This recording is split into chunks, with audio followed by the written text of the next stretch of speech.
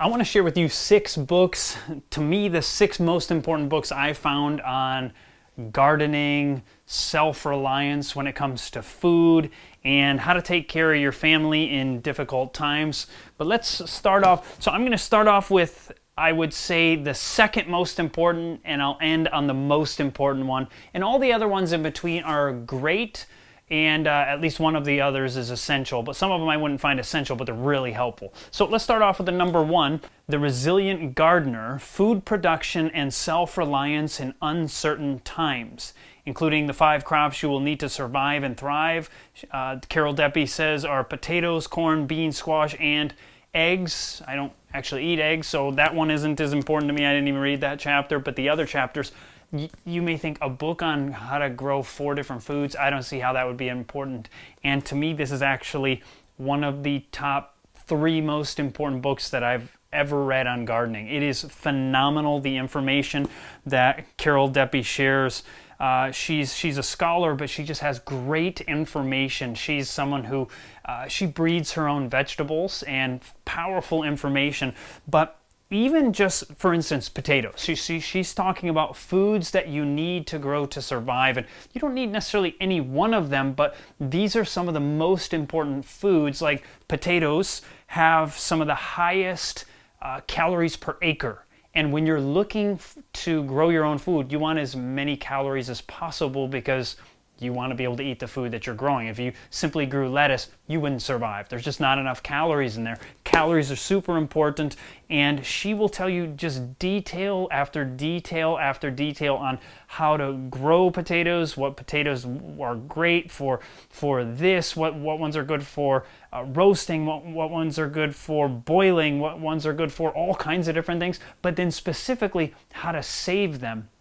She gives such tremendous detail on saving potatoes that this is really one of the most important things when you're growing them, because will you be able to have them until the next season when your other food is coming in? And so she's going to teach you how to do that. She shares about corn, which is another one of the highest producing foods, and I'm going to leave it at that with this one. But Carol Deppe's book, The Resilient Gardener, this is a phenomenal book. Number 2 is an essential. And you don't necessarily have to have this book, but this is probably the most popular book, Seed to Seed by Susan Ashworth, Seed Saving and Growing Techniques for Vegetable Gardeners.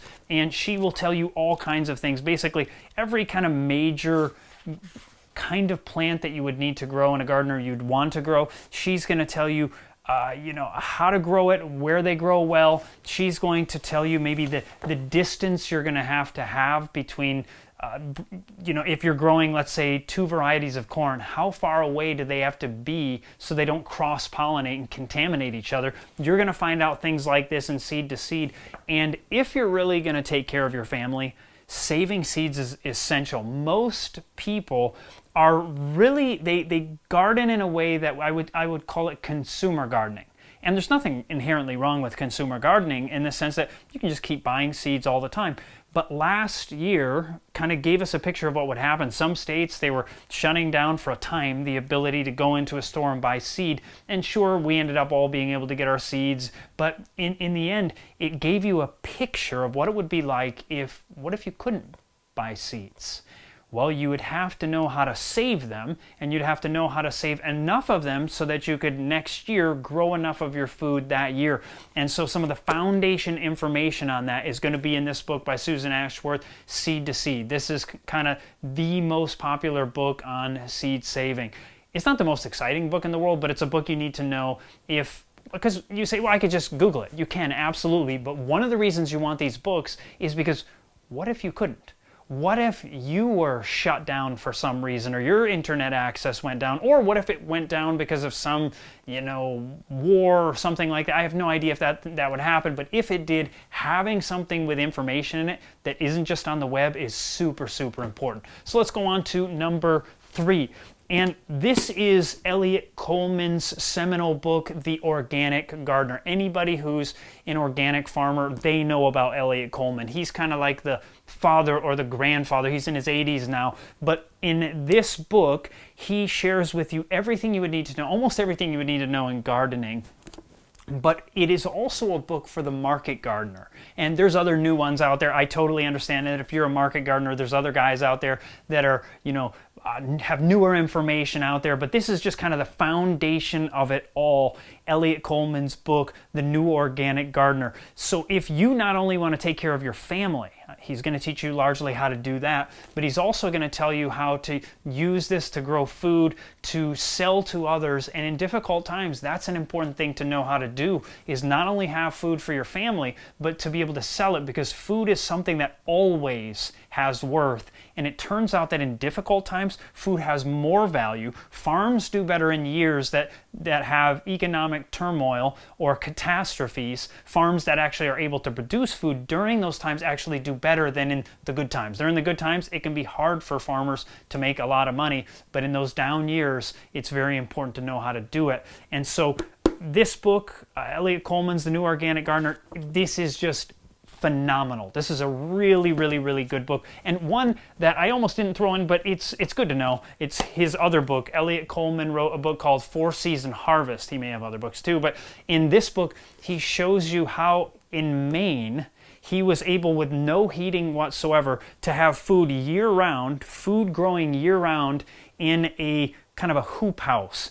And in this particular situation, the powerful thing about it is what he did is he found that certain plants grow in, it can freeze, they can literally freeze solid. Certain greens will grow not all winter long, even though they won't actually grow all the time, but they'll at least stay fresh all winter long. There may be a couple months where there's not enough sunshine to actually help them grow, but you can keep them fresh in the ground all that time. And so there they are sitting out there. You can have fresh greens for your family all winter long, as far north as Maine. So this is incredible information. He'll tell you what plants those are. He'll tell you how to do it, and he'll share with you that Maine is at the same, latitude, the same latitude as southern France. And you think of southern France as a very warm region, and Maine is a very cold region, but what he shows is they get the same amount of sunshine in Maine, way up in Maine, as they do over in southern France. So the point is, you get enough sunshine, and to at least take care of these things, keep them alive in the winter if you can keep them warm enough. But they can freeze, that's okay. You don't need any heat in the greenhouse. He's going to tell you all the details in the 4-Season Harvest. Super important book. This one here, on top of standard gardening, is having permaculture crops, specifically when it comes to orchards. So growing your stone fruit, growing maybe things like apples and various fruit trees, permaculture crops like that, on top of things like berries. So he's going to teach you all the ins and outs of these things. Now, not everything in here is going to be something that you can do in the most difficult of times, but it'll tell you what to do in the good times, and you're going to have to get an idea from the next book more to do what to do in difficult times. Powerful information. But this is the Holistic Orchard, Tree Fruits and Berries, The Biological Way by Michael Phillips. Fantastic book. It's something that pretty much anybody can understand. These books are not too heavy, and what I mean by that is they're not too, deep in the minutia of the science that you're wondering, man, what is that really all about? I didn't quite grasp that. They're going to explain it in such a way as you understand, oh, I get it. That's what they're talking about. So this is important because growing things like permaculture crops, your fruit trees, where these plants, you plant them one time. You plant your apple tree, and if you have the right varieties, and they're not dwarf varieties, maybe 10 to 20 years, they're going to probably die off. But if you have some of the full or the standard size trees, they're probably going to outlast you. They could last multiple generations sometimes. And so having those things there, you plant them once. You do need to take care of them. You do need to prune them from time to time, probably every year. But these things are so important because they may not take as much effort. They do take effort, for sure, but these are things you can plant one time and you have food forever, potentially. And along with that, you can get quite a bit of calories. Actually, fruit are a very low calorie dense food. Many people are like, oh, don't eat fruit, it's going to make you fat. Totally not true. Fruitarians are like the skinniest people there are, and so that's simply not true. But they do give you enough calories that it's going to really help you keep up your caloric needs for you and your family, but also doing it in a way that you actually enjoy. So now I want to share with you the sixth and final book that I'm going to share with you, and I consider this to be probably the most important book of any books that I've found on how to actually grow food to take care of your family. Here it is. It is Will Bonzal's Essential Guide to Radical Self-Reliant Gardening. This book is unbelievably good. This is, I would say that it is the most important book if you're looking, if you could only get one. It's not a cheap book. I mean, I can't remember, it doesn't even say what it costs. Maybe, oh yeah, $35. So, you know, it's not, they don't give it away, but it's worth it. It's worth every penny. So Will Bonzal, just to give you a little background on him, he is a man who's been living off the land for 40 plus years. I think it was 40 years at the time of the writing of this book. I'm guessing it's 45 or more, growing his own food. And he did it. So a lot of books will teach you how to do it for producing food for other people. Will Bonzal, he became someone who grew all of his own food, not because he simply did it because he didn't have enough money. He's like, I got to grow my own food. And so he began to do that. And he grows so many different plants you've never heard of, never thought of. And he grows them way up in the state of Maine. And if he can grow all of his food, and he's a total plant-based eater, so being the fact that he's able to do this up in Maine, yeah, he has quite a bit of land, but you don't need nearly as much land as he has to do this. But he has such a diversity of plants that just that alone is real insight. But secondarily, he gives you all of this minutia, this information on how he's done it, how he's tested this, the results he's found, and interplanting different crops over the last 40 years. And it just gives you insight. Some of the things you might think, hey, I don't want to use human manure.